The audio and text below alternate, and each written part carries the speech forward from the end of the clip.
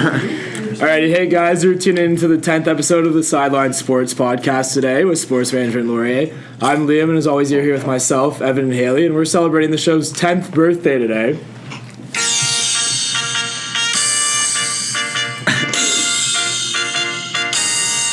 Happy birthday to you. Happy birthday to you. We're 10 episodes old, guys. That's enough of that. With that being said, we have a very special guest today on the show. He's been known to parallel park trains, just like our previous guest, Alex Watson, and he's actually on. We're going to talk about golf today, the game of golf, not the sport of golf, the game of golf, because our special guest, Jack Copperthorne, Vice President of Sports Management Laurier, did something truly special a few weeks ago. Yeah, thanks for having me, guys. I'd also like to say hi to the large studio audience we have today. Just a really exciting opportunity for me. So, on February 19th, 2018, I was across the border on an international business trip in Phoenix, Arizona, and had the opportunity to golf a course called Eagle Mountain, just in Fountain Hills, a little bit outside of Scottsdale, and I was lucky enough on the fifth hole to get a hole-in-one. So I'd say it's probably one of the coolest things that ever happened to me in my life. I was playing the back tees like any real man would. It was 196 yards. It was a breezy day. The winds were swirling, and I had a little bit of help on this shot, and I pulled out a 6-iron. High left-handed golfer, so high fade balls moving right to left. And it was one of those moments where time just really stands still, and my grandpa was up with this couple that we were paired with who was from Colorado, and I just kind of went into shock. My hands just started slowly going up, and when it went in the hole, it was just like a good probably 5-second delay where I just stood there and did nothing, and then just immediately dropped the club. There was dancing, singing, hugging, crying. Any tiger fist bumps or what? There was a few, and I actually ended up running a couple laps around the hole, and the crying part was true. So I was golfing with this couple. They were probably about 55 to 60 years old, as I was saying, from Colorado, and the lady, I just met her maybe an hour ago, and she was full on broke out into tears. She was so happy for me, and she told me she was emailing the picture of me pulling the ball of the hole to her entire extended family, and it was just a great day for everyone. I thought you meant like you were crying after that, like when you said the tears were coming. Some other ladies crying for you. What happens from here? Where do you go? What are your next steps? It's funny because I actually probably came I probably came close to getting a hole-in-one like 4 or 5 times in my life, and I'd say like one of my top 5. Just 4 or 5. I'd say like one of the closest times was the next par 3 after that. I literally just grazed the hole. So I think now maybe I've opened the floodgates, and I'm just going to start getting them. I'm just going to start getting them all the time. Maybe. This summer's all about golf. Yeah, exactly. Forget about work and just hit the links the whole summer. But I'm hoping that, with new technology and the way the world's moving, maybe I'll live to about 100 years old, and I'm just kind of coming up on 20 right now. So if I can get one hole in one every 20 years, that's kind of my goal now. I've set that. So I'm hoping in a lifetime of golf 5 hole-in-ones. Has Web.com contacted you? Maybe the Pro Golf No, I think I might need even? to start more like Mackenzie Tour, like Canadian, and then work my way Work your way up up from there. Play a few tour events. Yeah. I don't know. So it's pretty cool experience. Yeah. Great. Yeah, but again, happy to be on the Sidelines podcast today. Well, he'll be here for the rest of the show, so we'll have his expert input on a few things which we have planned to talk about today. Beginning with flying to some NHL talk for sure. Yeah, let's do that. I mean, Jack's on the show, so we'll let him lead it off, I guess. What do you think? Jack's a big case, a little background. I guess Jack's from Calgary, Alberta. So big Flames guy. Jack, walk us through what's going through with the Flames.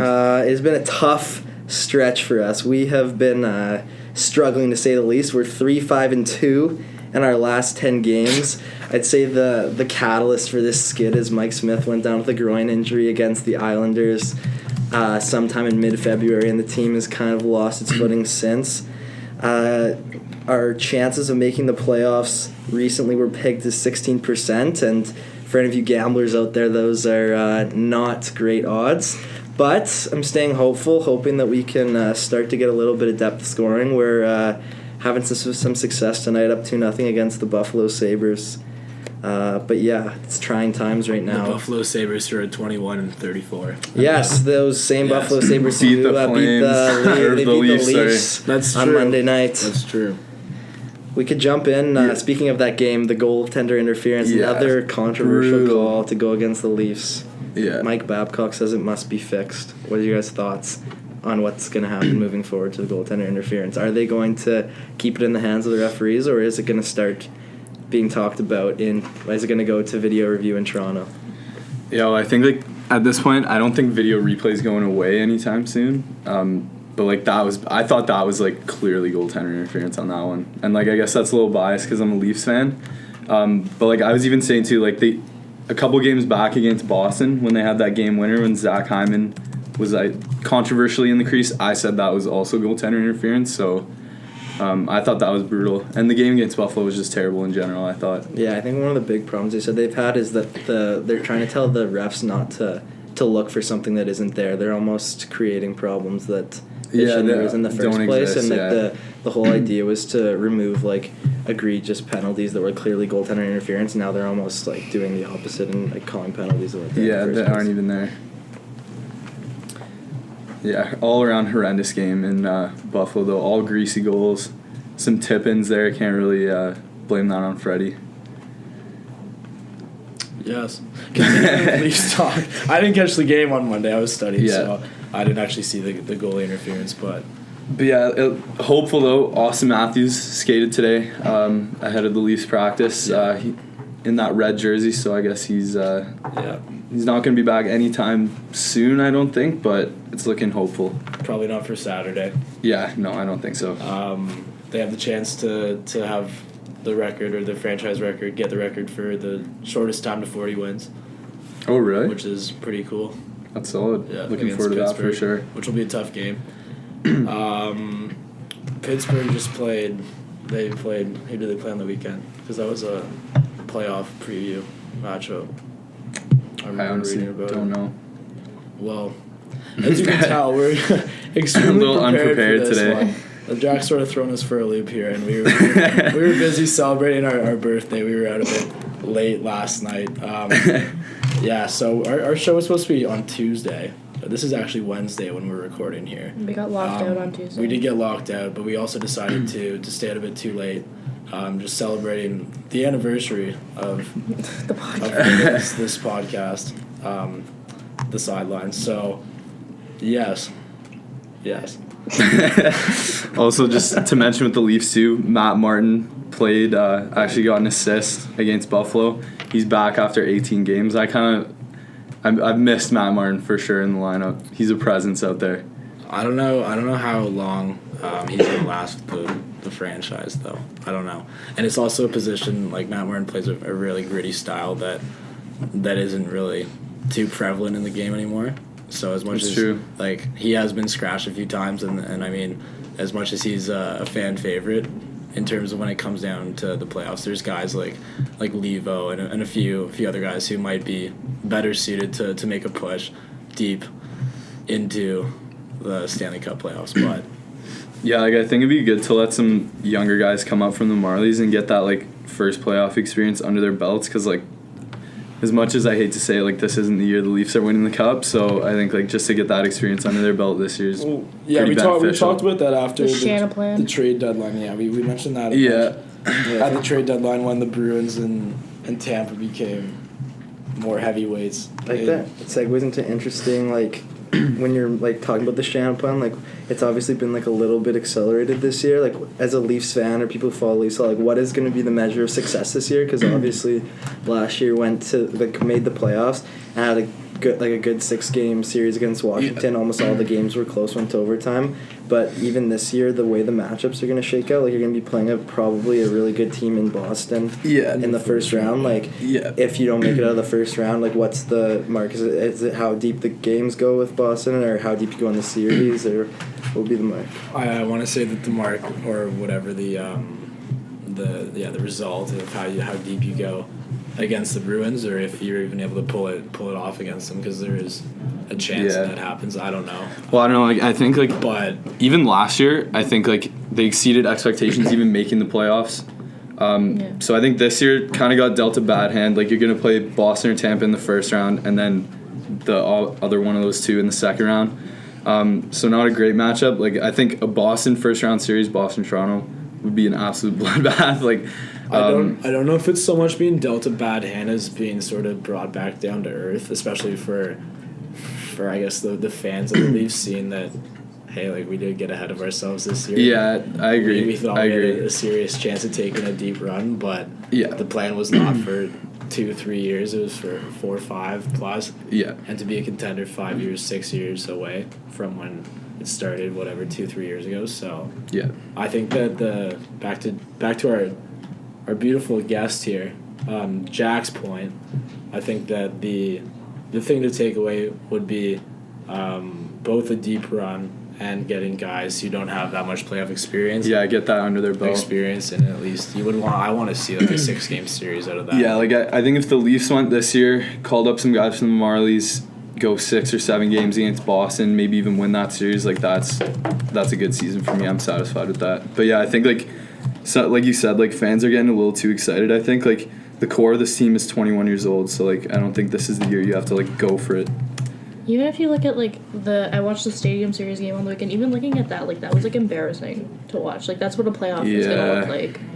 Well, I think like that was just I don't think that it was a good representation of how they play the Caps in the playoffs. But I'm just saying, like if you're playing in a 7-game series, you're bound to have. Yeah, like absolutely. And that's not a team who can win a cup. Yeah, it's also an interesting position they're in, just considering the way the playoffs have been realigned over the past few seasons. With the wild card. the wild card setup. Because if you look at it, if playoffs started today and it was the old playoff format, Toronto would be playing Philadelphia, and what would be a lot more manageable series. Absolutely. Yeah. Where Yeah. like right now they're playing the second best team in the conference, so it seems like that's not going away at all because Yeah. Bettman kind of doubled down on like the sticking with that format recently, and also we're probably gonna have 32 teams in the league and some in the near future, probably not in the next couple of years, but Seattle looks like Seattle it's- for sure. Yeah. I Well, think they've got Seattle They sold out putting their down season payments, they got tickets, yeah. 25,000 and then sold deposits. more. Yeah, they got Yeah. 25,000 deposits, Which and is then- insane. So But yeah, I think like the Atlantic Division is very top heavy. But I think like you look at Tampa Bay, right? Like their window is, in my opinion, Now, 3 years right yeah. now. So Well, you were once saying about Kucherov's his contract's contract, up, yeah. and then I'd say the Stamkos window's gets a more little bit older. this year, next year. Yeah, like that's what I mean. Like so they're in a very win now mentality, whereas like I think with Toronto, like even people were saying at the deadline, like why didn't they go out and get someone better? Like I don't think you really have to at this point. Like I think it's kind of a waste of assets to be trading for some like big name player now when like you don't really have to. Yeah. You can wait it out. It's kind of interesting, like where you see contenders now in the NHL because I think two main factors have moved the way the teams are. Is that we were talking about how like the game's changing. It's getting so much more about speed and less about speed, less about. But I think another thing that's played into that is why you have these younger, faster teams is now in the salary cap era over like the last 10 years. A lot of the teams that are having a lot of success in the playoffs are having a mix of some veteran guys who are getting paid more, but if you can make the most out of your players' years where they're on entry-level contracts, where you even look at like for sure. You talk about a team like Tampa Bay, their best players are superstars like Stamkos and Kucherov, but you look at the impact a guy like Braden Point has and the price you're paying him, where like that's kind of been the theme over the NHL like for quite a bit of time, that you can make the most out of those entry level contracts. When you have guys for cheap, you have the best chance to go for it. Yeah, so that's absolutely. why everyone's saying what a wasted opportunity in Edmonton, because they had their last year of McDavid on his entry level contract. Yeah, exactly. And they completely botched this year. Where now next year you have basically the same team except he's getting paid $12.5 million. Yeah, exactly. Yeah, I just think like going forward, I mean, you're gonna have the core of the Leafs shape out, and then, like you said, like Matthews and Nylander and Riley will kind of be in a position that Stamkos and Kucherov are in, and then you'll have, I guess, you're gonna have to draft some more guys and hit on those draft picks for sure going forward. Yeah, I think like it's just a tough way the Atlantic's set up this year, and like the Lightning go all in with Ryan McDonough, like. That's a ridiculous team to play in the playoffs. No one wants to be playing them. I think like for them, anything less than a cup this year is a failure for the season. I called it that they're winning. absolutely. They're absolutely winning it. Who else would? I think like if they don't win this year, then you want to hope that they win next year. Otherwise, every move they made. yeah, Is kind of. useless. Well, I think the good thing is too, like they have Ryan McDonough wasn't just like a this year move because they have him I think still for 2 more years. after this year. What was the contingency on a win though? It was like their draft picks. If they win the cup, their draft picks go from second round to first round. Yeah, they have a guaranteed first and then a second round pick that turns into a first if they win the cup in the next 2 years. Going to New York, right? Yeah, I think one of the big advantages that Tampa has compared to other contenders in the East is they have a chance to get one easier series because they'll play one of the wild card teams most likely in the first round, where everyone else is going to beat each other up a little bit. And even if you look at the conference finals, there's a good chance that Washington and Pittsburgh meet for the third year in a row, and that's always a tough series for both teams. Exactly, and it, to go off what you said, right? Like, it's going to be Boston, Toronto first round. That'll probably go 6 or 7 games. Like, if Tampa Bay can get out of that first series early and rest up, like, they'll be ready to play whoever comes out of that series. That being said, with Tampa being the juggernaut in the East, I think that we should look at the West. There are some good teams coming out of the West for sure. Who's your team that comes out of the West? Personally, I like San Jose coming up with Evander Kane. They have talent with Boyle and some other veterans too. But I think the team to watch is Vegas, and that's because it'd be pretty unique if an expansion team can come in first year with a team full of third liners, pretty much third line grinders, and a bunch of hurt guys like James Neal and Subban as backup, and a few other guys who are off the roster right now, and be able to even make it to the conference final, which they do have a strong chance of doing. For sure. They face the Stars currently. They should end up facing the Stars in the first round. That'll be tough to get out of. So we'll see. Yeah, Dallas has a good team. Dallas has a good first line. Yeah. With Benton, Sagan. Yeah. And Radulov too. So I don't know. I don't know if Vegas will be able to pull it off in the first round, but I don't know. There's some tough competition coming. The West is really tough too. They will be able to compete with Tampa, or another team from the East, but probably Tampa in the final. I kind of like Winnipeg coming out of the West. Like, you got Laine, who's like been absolutely red hot as of late. Like, if they get hot going into the playoffs, like, I don't know how they're gonna be stopped. You look at like Nashville 9-1 in their last 10, and Winnipeg 8-2. Like, if they can stay streaky into the playoffs, they just have so much more depth than a lot of other teams, which is just going to really help them down the line. Like, you look at the Stastny trade, like, they have him as their third line center now with Laine and Ehlers. Like, that's ridiculous, third right? line in hockey in the past 5 or 6 years. Yeah, I think like up front, Winnipeg's definitely the best team in the West, I think. I think Nashville though too. Like, Nashville was in the Cup Finals last year, so a lot of the guys, like, I think Winnipeg, a little bit of inexperience there. So we'll see how that shakes out. But I mean, it's gonna be Winnipeg Nashville most likely in the second round out west too. So that'll be interesting. But yeah, I hope the Flames sneak in the playoffs. Yeah, I think it'll be tough. It becomes more about how many teams you have to jump than how many points you're out. Like, there are still only 3 points out right now, but there's just a lot of teams still in the West, where you look at a team like in the East, like this run that's Florida's got on. There's not as many, like, teams are starting to drop a lot faster in the East. Like, even the Islanders, they've really skidded as of late, like 2-5-3 in their last 10, and they were kind of on the verge of dropping out of it. So it becomes more, if you can narrow it down to a few teams, you have the better chance of going on a run, because there's just only so many outcomes that can happen, especially we're late in the season. Most teams' schedules are made so that they're playing a lot of divisional opponents, and you're expecting at least somebody to get points out of it, so that part makes it tough. But yeah, that's what I was just gonna say too. Like, when they're any team they play in the Pacific, like, they gotta be winning all those games. Yeah. All the games out west, they gotta win for sure. I think the Pacific's as wide open as it has been in quite a few years. Oh, just I agree. Because Vegas obviously being so out of the blue, and then Anaheim had a really rough start to the season with injuries to both Getzlaf and Kessler, where they're kind of starting to round into their regular form. And then San Jose's been kind of an interesting one. They've been kind of streaky all year. And then Los Angeles has kind of been the same, like a real red-hot start. Yeah, kind of the resurgence of Brown after the coaching change this offseason, but they've kind of dropped off at times, but they seem to be kind of turning it up lately. Colorado would be another team I'd like to see sneak in there for sure.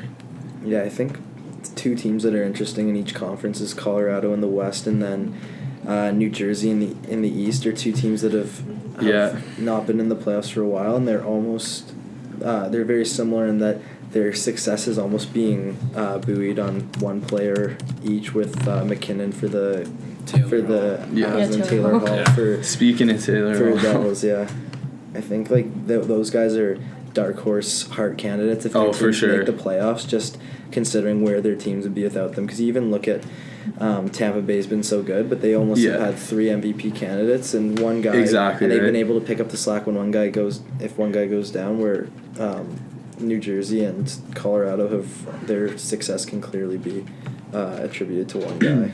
Yeah, absolutely. And I think both those teams too, kind of the lower end of the standings for sure last year, and they've just completely turned it around this season. Well, Colorado's been iffy for a while Yeah. as well. Other than a few years ago when they had a run, I think, pretty deep. But Yeah, they had that one year, the first Yeah. year Patrick Roy was the head coach. yeah, Yeah. and he won the Jack Adams that year. Did he not? Yeah. Yeah, I think so. But yeah, I think like you said, the Pacific's wide open for sure. But yeah, going back to Colorado again, I think like they've just been night and day better since the Duchesne trade. Yeah, Especially absolutely. specifically McKinnon though. Yeah, I think you have to look at it a little bit just about getting that weight off the locker room. Like having a guy, like a prominent guy in the dressing room, knowing he's going to get traded for so long and knowing he Yeah. wants out, it can definitely weigh on a locker room. So they've been playing a little bit more free since that's happened. Apparently, Duchesne also wants out of Ottawa already. I think we would have mentioned We that. said Yeah, I last think last week. Yeah, Like, it was what, you who said I don't know that, what this so- guy's saying. Yeah, I like him personally. Does have a We know jersey. you have I a do have a jersey. jersey, Yeah. so- But yeah, no, for sure, Colorado is in the hunt without a doubt. I think for both those teams too, they're in such tough divisions, right? Like you look at the Metro and like there's not really any bad teams in that division, and it's the same thing with the Central, right? Like the Pacific and Atlantic are a little different, but the Metro and the Central are just heavyweight divisions. Like there's really no bad teams in there, so they get a lot more interdivisional matchups. So I think that speaks to their success for Yeah. sure. They're beating some better teams. Yeah, it's pretty interesting just the way teams' outlooks are in the Metro right now because it is so competitive, and you've had the people who have dominated for so many years like Washington and Pittsburgh, where Yeah. like an interesting example because they're so close in the standings right now is both the teams from New York, where the Rangers I think are smart for just buying into a rebuild because absolutely. at the end of the day, like sports is a business and you need to make enough money and you want to fill seats and keep a competitive team, but it depends what your kind of look is from ownership, where if you want to win a championship you do have to burn it to the ground to a certain extent because Yeah. the Islanders are in a really tough position because they're not in a rebuild, they're trying to Well, put in they're their also- best season to try and get Tavares re-signed. Yeah, I But think but that they're was their also- big goal for this season. They're also for sure. business-wise in the midst of trying to move back to Long Island as well. Yeah, that's Out true. of the Bronx. But yeah, I think like for them, Sorry. I think maybe after they can re-sign Tavares long term, might trade away some pieces there. But like But this from a year business was standpoint, they have to look at the fact that they are trying to win Yeah. back over Exactly. a fan base that they left pretty much. and yeah, but and like speaking on a business standpoint too, like what does that say if they lose John Tavares in the off season?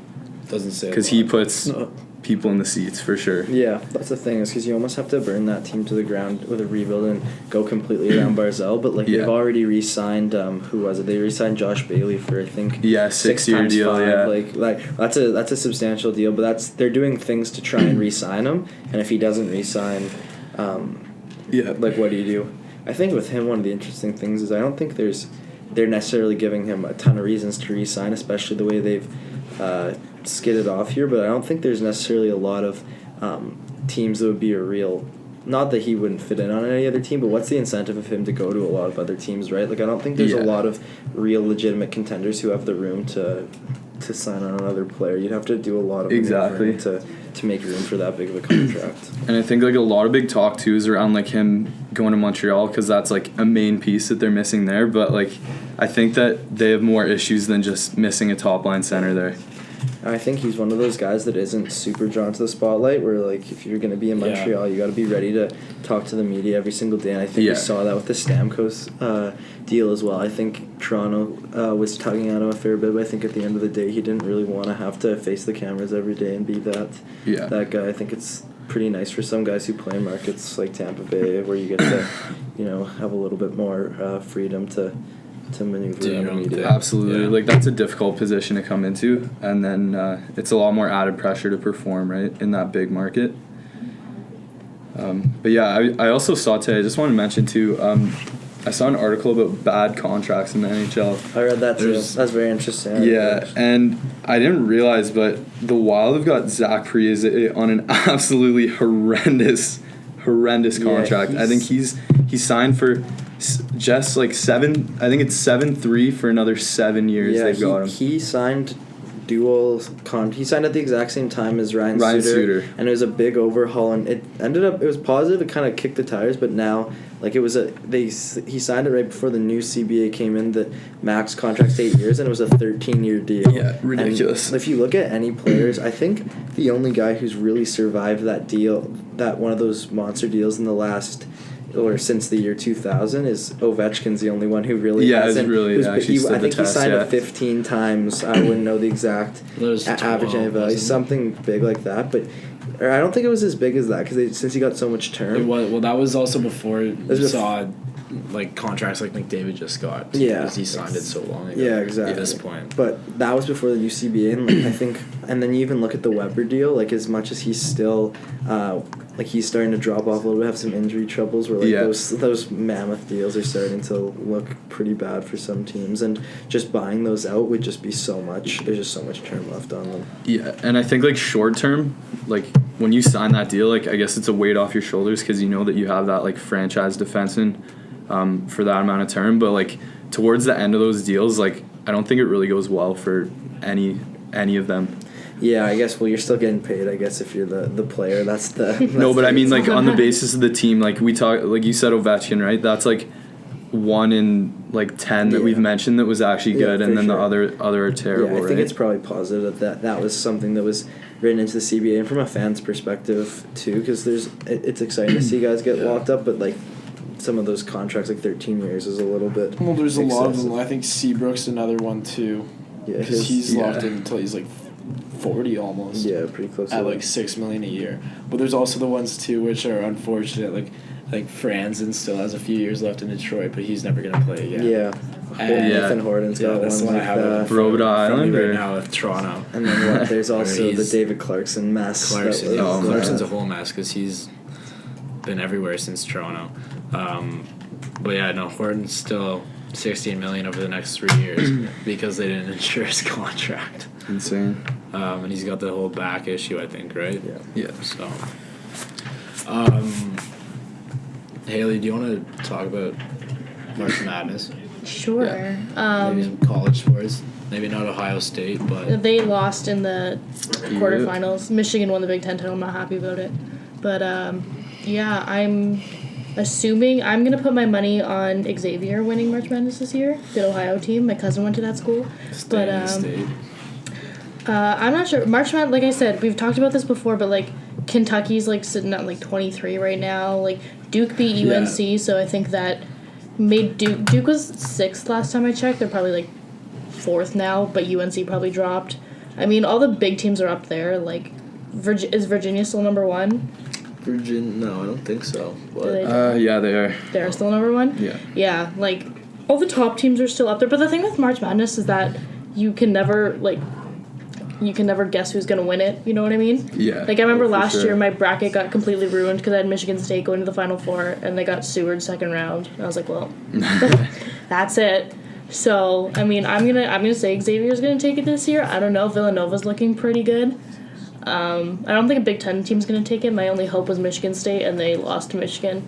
So, Yeah. We should do a bracket challenge we should next week. a podcast bracket Yeah, we challenge. should. I'm down. Podcast I'm down. bracket. We'll do an I'm NCAA. down. Well, the selection special. show's Sunday, so Yes, we'll know who's in the tournament. Yeah, so. exactly.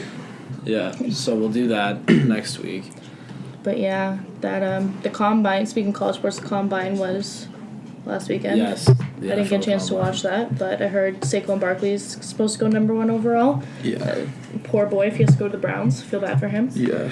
But Who's the player from UCF that has the arm?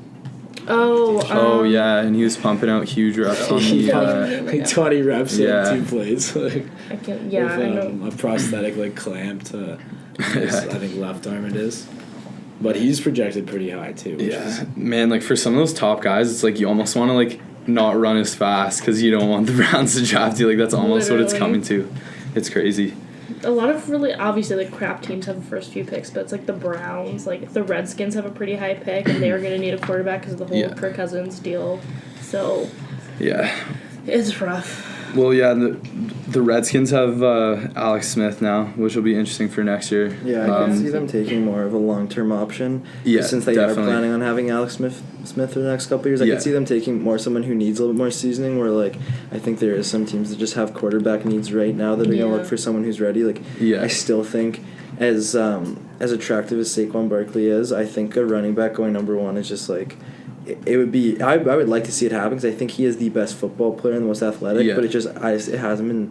I don't think it ever has happened before. I'm not 100% on that, but just there has been kind of like a stigma around drafting running backs high. I still think the Browns go for a quarterback. I think it would be Darnold just because he seems to be a good fit in terms of wanting to play, like not refusing to play in Cleveland. I think that's something they always have to be cognizant of, considering how bad of a history they've had. Like Absolutely. I think Josh Rosen said at one point that he was basically not going to go there if he was drafted. But it'll be interesting to see how that shakes out also, because I think there will be a couple dominoes that need to fall. Like I think Kirk Cousins will end up going to one of the teams that has more cap room. I kind of see him going to the Jets just because they have the most money to offer. I think he would be a fit in Denver, just considering their team actually is still, like, their defense is still pretty formidable, and they still have a team that could probably jump right up to the top of the AFC with a good quarterback. But they'll definitely be addressing that this offseason. Yeah, absolutely. Whether it's in the draft or free agency.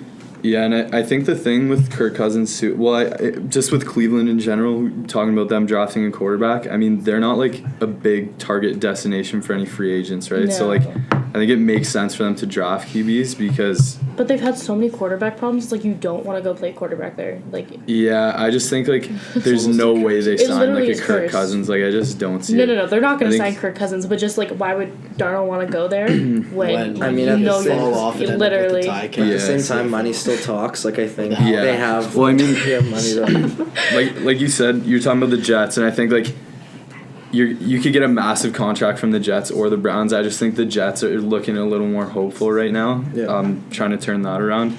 Obviously Denver too, like that, like you said, like that's a team where you get a good quarterback in there and they could be right back at the top of the standings. for sure. So because they still have a strong defensive core too. yeah.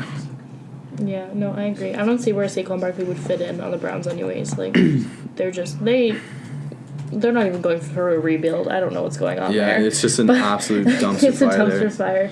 But But yeah, I mean, another thing I wanted to mention too, a little bit of drama in Seattle. stop. I'm so triggered. Yeah, That's a rebuild. Michael Bennett Yeah, I saw traded that, to yeah. the Eagles. That was today, wasn't it? That kind of. Yeah. I guess it didn't come out of nowhere because they've talked about trading him in the past. I was a little bit shocked at that.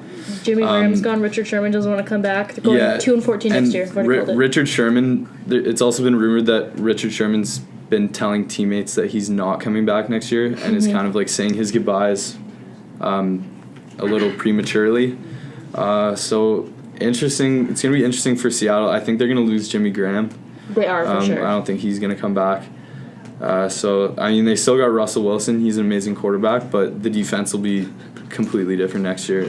One of the key pieces of the Legion of Boom is going to be gone. Did you see the Barstool video, just speaking of Russell Wilson, where the guy asked Russell Wilson what Saturdays are for? No. And he asked, what? And so he says it again, and then Russell Wilson goes there for winning. That's such a Russell Wilson thing. Like, he definitely doesn't know what Barstool is. I just thought that was really good funny. team guy there, Russell Wilson. Yes. No, I feel bad because he's gonna have so many like trash players around him because all the like Yeah, big he names on won't, Seattle are going. he won't be Yeah. winning very often. It's gonna be a rough year. Yeah. It's a good thing to have a good college team because the NFL is just gonna be trash. Some drama in the offseason. I mean, interested, like some movement out west too with the Rams. Alec Ogletree to the Giants, and who's the guy that went the other day?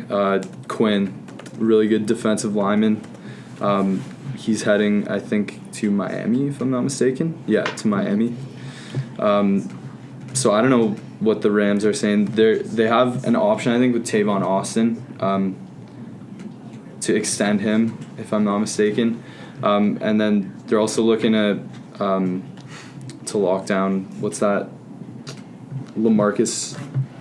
Oh, they franchise tagged him. Sorry, I'm stumbling over my words right now. Yeah, but I think it'll be interesting to see. There's a lot of big name free agents Yeah. right now. The NFL's gonna be. I mean, the NFL was kind of wild this year in the sense that like a lot of teams like would anyone have ever guessed Jacksonville would be going as far as they did? Like absolutely not. Well, when you have Blake Bortles at the helm, I mean anything's possible. Yeah, true.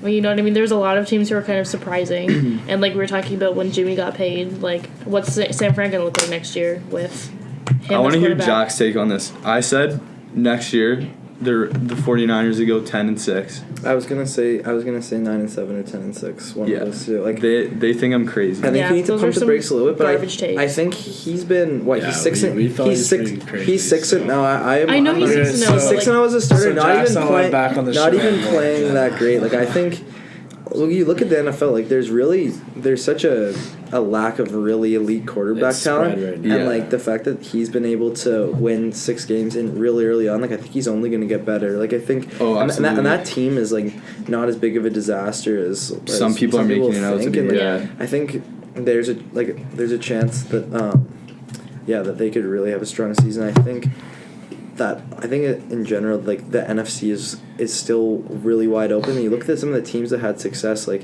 look at Minnesota, really good team, but there's no certainty that like Case Keenum's gonna carry them through. Yeah, and another have as season. good of a Yeah. season And it last hasn't year. really looked like they've really solidified that. I think you have to imagine that the Eagles are gonna be strong next year, and Yeah, Carson absolutely. Wentz is gonna come back. There's not really a reason to believe he's not gonna be strong, but I think there a lot of teams are on the downtrend where you look at obviously the Seahawks were a strong team for a number of years. The Cardinals are going through a lot of transition right now, losing both head coach and quarterback. Like I think there's not a ton of real front runners. Then the NFC, I'm going to say it wrong. NFC East is. Yeah, that's the division. The Giants, Cowboys, like Yeah. that division in general used to be like kind of strong. I think there's a lot of transition going on there as well. So you look at the Yeah. Eagles, kind of have that I think locked down for a couple of years. Yeah, that's what I was gonna say as well. It's a real transitional period right now. Like you look at the Seahawks kind of tearing it down a bit. The Cardinals are definitely on a downward trend. And like as good as the Rams were last year, I think that division's like really up for grabs. Like I still think the Rams will finish first in the NFC West next year. But I think if they can maybe make a splash in the offseason, not that they already haven't extending Jimmy, but I think there's definitely an opportunity there for them to succeed next year. I think you'll see them in the playoffs for sure. We'll see. I don't know. We talked about this before when we looked at it. Just the teams. It was weird when Jimmy was starting quarterback because it was like the good teams he played, he really outplayed, and then when he was playing terrible teams, they were such close games. Like it just didn't make sense logistically. But we'll see. I don't know. They had a really rough start to the season. Were they like 0-10 at the beginning of the season? Yeah, they and were then horrendous. And then they went 10-6 because he went 6-0. So Yeah. we'll see. It'll be interesting to see how high, like back to Garoppolo and his contract, to see how high we're gonna get up some of these quarterback contracts this offseason, because I think Kirk Cousins has got to think that he's making a step up from what Absolutely, Garoppolo, considering his experience. And then Aaron Rodgers, I read that he's kind of waiting to see what Cousins signs for to set another benchmark. Exactly. Because he's probably coming in well over that. So I think we'll see these quarterback contracts continue to soar as absolutely. as once one guy gets paid, that it's just gonna kind of keep stacking up after that. Absolutely. Yeah, I think for Kirk Cousins too, I think any destination he goes to in the AFC, there's an opportunity for him to succeed there. I think the AFC West it's kind of shaky right now. Denver's in a bit of a transitional period, but I don't think there's any real like front runners out there, especially now that Alex Smith isn't on the Chiefs. Yeah. So I think like if he were to go to Denver, it's wide open there. The AFC East is pretty weak other than New England, so if he was going to go to the Jets, I could definitely see the Jets finishing second in the division next year. The Jets had a decent season this year. They just lost like stupid games. Yeah, they made They had a like, really strong start, and then it just... I don't know, and like a lot of like stupid plays too. Like if you went and watched their games, like just true. horrendous. Like I think that speaks to their inexperience a little bit, but yeah, he'll be getting paid big money for sure. Absolutely. If you guys want to break it up, and I had some pretty good facts for The state history? our little history segment that we go through every week for yesterday. But I found some new ones for today. So, on this day in sports history, once I get it back up here. On this day in sports history, 1986, Wayne Gretzky breaks his own NHL season record with his 136th assist. Wow. So, That's insane. yeah, that's why they call him the Great One. Magic Hot Johnson, hot takes. Magic Johnson in 1996 was the second NBA player to reach 10,000 career assists on March 7th. And in 2009, soccer, we're going to talk about some soccer.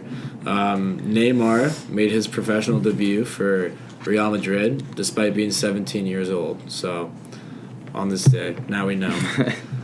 Pretty Real exciting Madrid. day. Yes. Allow Madrid. Yes. Is that what the saying is? I don't know. I don't like Madrid. I'm not a Ronaldo fan. Yeah, I think that's it. I remember a bunch of guys in high school I'm saying pretty sure that. it's Hello Madrid. I think so. Sports. I kind Maria of Sharapova also failed a drug test. bit of a darker take. 2016, yeah. So that's I why- remember that. That was yeah. like a huge scandal huge thing. thing. And then wasn't she calling other people cheaters and stuff like that? She made like a Well, big stink about it. Yeah, about all the other tennis players. But it's funny because she's Russian and all the Russians got banned from the Olympics at like the same time, pretty much. Because So the curling guy who dopes in curling? That still baffles. Like, what do you, I don't know what why do you you need to would dope need to for? dope in curling. didn't he say it was like? Do you need what like did he say? powerful legs or He something said- to like push yourself he off? said the, it was like starting something block? he ate before. Someone ridiculous. planted it in his drink. or That's something. really weird. Planted some substance. Is that even like an issue though? If you're like doping and curling, like what does that? And that's what I'm saying. that Like, what do? does that enhance? Like, it makes your like Well, curling arm. What I was thinking was stronger? like you start on that block, so like he gets like a mean push off the block, you know, like if it just hits hard leg days. But maybe that's you pretty can- strange. I think the biggest thing would be curling harder. Yeah, like the arm, like the spin on your arm. What, you the could, like- rock is heavy. Yeah, The rock is really it's heavy. really He heavy. was the skip, so I mean, he doesn't have to. No, but he has the Brush two or most anything. important shots in the game. Oh, maybe for like brushing, like Yeah, but you he can doesn't really brush. like He get in doesn't. there, you know. The skip oh, doesn't. okay, yeah, So, yeah. I mean, It's called sweeping, first of all. Please don't disrespect Russian, curling. yes. Sorry, my bad. But yeah, Sorry to Jennifer Jones and all the other curlers out there. The Laurier alumni guy. Yes. What's his Oh, name? Yeah, John Morris. Yeah, there we go. Hey, gold medalist. yeah. The only gold medal we got in curling. Disappointing. Yes.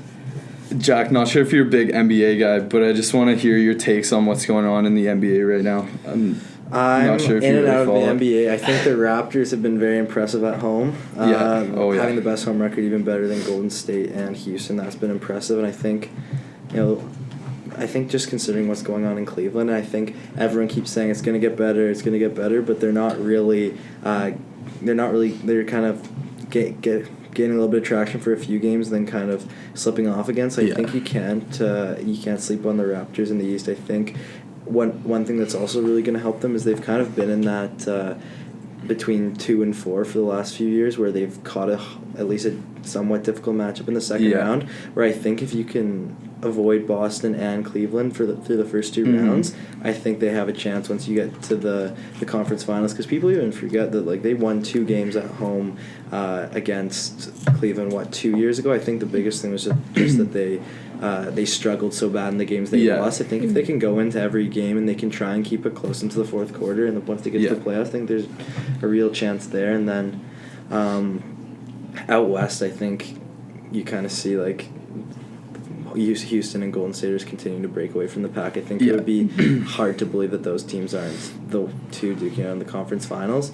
But I still feel like we're going to see a lot of good series, hopefully, in the first few rounds, just in terms of the quality of the basketball, because I think that's been one of the things in the playoffs in the past years, is that like the Eastern like this is jumping back to the East, but just the matchups have been so weak, and watching Cleveland kind of breeze through everyone and some other teams, where I feel like we're at least going to see some exciting series. Like I'm excited to watch Philadelphia in the playoffs. Hopefully they can make it in, and I think I don't expect them to really take it far, but I still think at least it'll be more exciting to watch, because I think if you've over the past few years, some first round series really haven't had a lot of intrigue at all. Or like you look at a sport like hockey, the first round is usually the best because there's the most going on. There's just a lot of good matchups and a lot of good games. Well, and you have Even- Nashville like last year. Yeah, coming exactly. from- So Yeah, like that where 16th seed we wins just it all. you don't see that happen in basketball at all, and I'm hoping to see a little bit more of that this year. I think the East is just starting to take form a little bit more, where I'd like to see that, because I think especially as someone who's not really a diehard fan for any team, I just want to see exciting games. I think it's shaping up a little bit more like that this year, which is exciting. Yeah. Well, I think you're right. Philly with Embiid and them, they'll have a fighting chance. I mean, like right now they're lined up to play Cleveland in the first round. Yeah. Cleveland only has them 2-1 on the season. I mean, Yeah. like that's by no means in the Cavs' pocket. Yeah, I if they were to face each other in the first round. Yeah, I think the East is a lot closer than some people think, and I think the interesting thing about the lower seeded teams too is like you look at a team like Philly, and also the Bucks. Like there's a lot of big guys on both of those teams, create some mismatches there. So I think we actually could see some upsets. Like I think if you're the Cavs, you don't want to play Philly in the first round. I think they could really give them some trouble. I think the Cavs are going to struggle in the playoffs. They did last year when they had all those big names, and now they've cleared house. Yeah. And you're expecting to win a title. Well, they're not expecting to win a title, but I mean, they're not going to win a title. I like the Bucks, but I don't think they have. They'll most likely play top 2 teams. Yeah, well Right? So that will be Boston or the Raptors. I'm a little worried about the Raptors playing the Bucks in the first round, to be honest. I think there's a lot of like the Bucks are a very big team, and I think there's a lot of mismatches there. Like if the Raptors can hit the 3 ball in the playoffs, then they'll probably be okay. But that's not a team I'd want to see them play in the first round. They've had some trouble against them in the regular season. And they've had some trouble hitting the 3 ball as well. So Yeah, so it'll be interesting to see. Out west too is actually interesting. The Pelicans are really picking it up right now. It's sad that Boogie Cousins went down early in the season with that torn ACL, because I mean if they had him now, like that's not a team you Yeah, want to play those in are the two playoffs. teams in the West. They're Portland and New Orleans. How they've had two, like, I think you could say that the 2 best players maybe in the league, even better than Harden and. I was looking at today. Damian Lillard has stats. He's got Well, yeah, a better field goal Lillard's percentage. red hot right now. Like he's got the best better player field goal in the percentage than like NBA in the last Harden, month. Curry. Yeah, and Durant. more field goals. He's got better percentage and field goals made, so it's not like he's just getting the ball so much more and he's tossing it up. He's making more and at a higher percentage. And then February I want to pull it up. It was February for Anthony Davis. I think It's ridiculous he had stats, like 40 and 15 like 3 or 4 times. Like it was ridiculous. Yeah, like when Cousins went down with that injury, I was worried they'd kind of fall off the face of the earth, but he's definitely picked up the slack there. He's almost thriving now. He did have to carry more. the team before when Cousins was still in Sacramento. Like, you know what I mean? Yeah, that's before true. But I mean, like, just on the season, I mean, but yeah, that, like, if he was still in the lineup, like, that's a scary mismatch there with Anthony Davis and I think it's and really Cousins. important for OKC to battle back, because they're sitting in 7th right now, and I think they're still, as much as they've been up and down this season, I think they still have a chance to do a little bit of damage in the playoffs, but not if they start out at the 7th seed, because if you catch Houston or Golden State in the first round, then they're it's like toast, they right? need to pick up a little momentum, where if they can even scratch back to 5 or 6, and you look at who's in 5 and 6 right now, you've got San Antonio, who is probably not getting Kawhi back for the year. Like I think that's like almost confirmed, And then Minnesota's lost Jimmy Butler maybe a couple weeks ago. I'm not sure the exact. And like those teams are 3 and 7 and 4 and 6 in their last 10. So like moving in the wrong direction. If Oklahoma City's been kind of hovering, if they can make a push, I think they have a chance. Like, and then those are going to be good series in around that 3 to 6 range. Like Portland, New Orleans, and then maybe 2 out of the 3 teams of San Antonio, Minnesota, and OKC. Yeah, Minnesota's a team a lot of people are worried about right now. With Jimmy Butler down, they're really showing that he's not in the lineup. Honestly, even impressive the way the Clippers have still kind of stuck around since they've traded Blake Griffin. Like, they're not great by any means, but they're not falling off the face of the earth. Like, they're still hanging in there. I think for some teams too, like at the end of the season, it's like it doesn't even. You're kind of just playing with house money, so like you just go out there very confident. I mean, like it's kind of hard to say that, but they're probably a team that's got some. Like they all got something to prove, right? Because they're just kind of tearing it down. I think like the Rockets will live and die by the 3 in the playoffs. Everyone loves pulling up that stat. That's like the Rockets are 33-1 with Harden, Capella, and CP3 in the lineup. But I mean, I think the only team that'll give them trouble is the Warriors. Yeah, and I mean that's that 33-1 also. Like, who do they play in that? They played like 33. that's Yeah, 34 but how games. many- They play a how many lot of good games do they play the teams. top 3 teams in the West. Well, I think they said Golden State twice is in there. Okay. I think the loss was like to the Pelicans, if I'm not mistaken. Then that's not horrible then, but But like, if you can have all 3 of those guys in, and they're all firing on all cylinders, then I think Houston's the team to beat out west. I honestly think the only stat that matters is between Houston and Golden State for the West, because Yeah. Well, I the mean, like, rest just aren't there. there's some teams that could give you some trouble, but I think like a 7-game series, I like, don't, yeah, seven games is too long. it's too much, They right? can't- Yeah. Like I don't think any of the other teams, like the Pelicans or, well, Jack said San Antonio without Kawhi, and then like I don't know, Portland, maybe. I don't think so though. I don't think any teams can Yeah. give them enough trouble in that long of a series to actually make any difference. I'd like to see Houston knock off the Warriors, though. I'd like to see them in the final. Yeah, It's just been a too chance much for of that. Golden State in the Yeah, finals. yeah, too much of Golden State. I'd love to see Because there's Houston going to be go a the new team in the finals. East. There's no way the Cavs are making to the finals Yeah, like, because they'd think- have to knock Think off of the Boston, narrative Toronto. if the Cavs didn't beat Golden State 2 years ago. Even like, what if they had won 3 in a Yeah. row? Yeah, Like, exactly. That'd be insane, yeah. But the thing is they probably don't get Kevin Durant if they win. That's there. true, Like, yeah. True. So yeah, it just changes up a lot. It'll be interesting to see. I'm excited to see Houston. They're playing in Toronto on Friday, and assuming they continue, they're playing right now against the Bucks. Assuming they win, and then Toronto still has their home winning streak. Those will be 2 good winning streaks going head to head on Friday. Yeah, I read a like- stat too that the Raptors bench is like outscoring everyone in the NBA. That's like a Yeah. key thing too. Like we're talking about all these big players, but like Yeah. the Raptors bench is dominating everybody. Yeah, I think that's So- the X factor for the Raptors is Yeah. they're so deep. So like they have arguably the best bench in the league, and I think that really helps you in the playoffs. Absolutely. Because I mean, there's been some controversy about like Kyle Lowry and DeRozan kind of not showing up when they need to, but I think like when you have the best bench in the league, it takes a little bit of pressure off them. Yeah, well, that was a big thing in the past was that everyone like Toronto always flopped in the playoffs because their Yeah. big players couldn't perform. Whereas if they have a bench backing them up, it's like Yeah, they can have that extra step that'll win them Game 7. exactly. So we'll see. But I'm gonna predict that the Rockets and the Celtics are in the finals. Just because I'm a Celtics fan, Celtics. I'm not gonna bet against my team. But I'm going to a game on the 4th, which is Boston versus Toronto. That'll be fun because last time they played, it was like a 30-point. It was ridiculous. Yeah. The Celtics got sewered, but we'll see. We'll see. Yeah, I think like obviously the East is interesting, and I think everyone's talking about the Cavs kind of dropping off a little bit, but I mean like LeBron in the playoffs is just a different beast, right? So he's always going to be an X factor, I think, for them. True. Did you see all the like things of people trying to get him to LA? Yeah, Think I of don't him know. Saying that. I don't think he's I don't know gonna- how many weeks on this show. I don't see him going, but there's like a I've been somebody saying bought a that for so billboard and put long. like hashtag LeBron, but like LA Bron. I just don't think I can see it.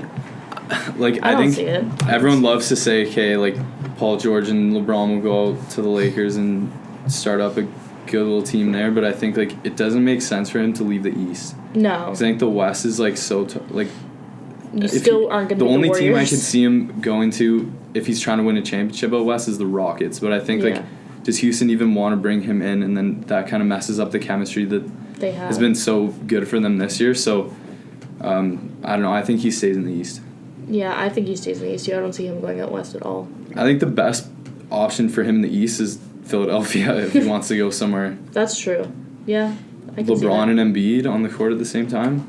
But the thing is that people have said that, but Embiid still hasn't really developed much of a jump shot. Like he's having a lot of success because Yeah. he's passing really well and he's taking it to the rim well. Yeah. But if he's not the main ball handler, like he could struggle if he's trying to play off LeBron. Where like Yeah, LeBron's 'cause not just going to be like LeBron taking needs it back, shooters he's gonna around be- him, right? Yeah, Yeah. exactly. So the thing is, I think he should stay in the East too. But there's not a lot of great options. Like the thing is that Cleveland doesn't seem like a great option, but it could be staying there by default. Like because Yeah. there's not like there's a ton of options that are really like win now scenarios unless it was something like the Rockets, but I think there'd be things to make that work there too. Yeah. Yeah, true.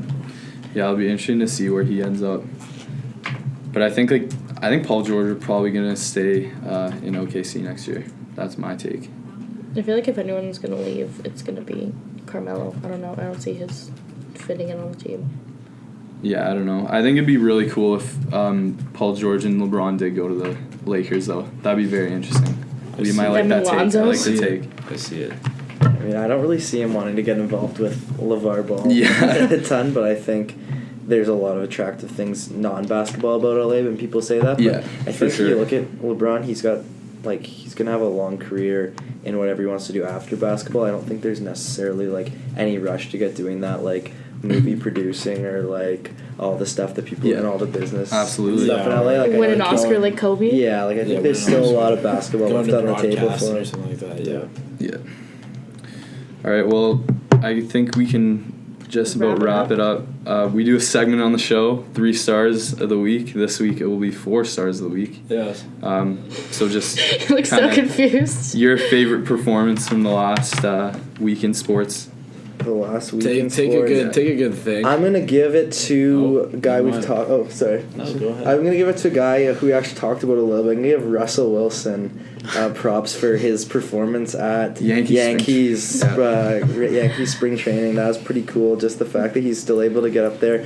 He smashed a few home runs in batting practice. He did strike out in his one plate appearance, but still pretty cool that he had the confidence to get out there in a real spring training game. So I'll give it to him. That's pretty cool. I like that take. And he also just signed on. He's kind of taking over John Gruden's quarterback camp with the ESPN series for all the draft prospects. Because now that John Gruden's obviously going to the Raiders, he's mentoring those guys. So I think that's pretty cool as well. That he's kind of diversifying himself as the Seahawks are plunging a little bit. Yeah. So yeah, that's pretty cool. I'm a Seahawks and Yankees fan, so when he got traded from the Texans, I was like, great, we're winning the Super Bowl and the World Series.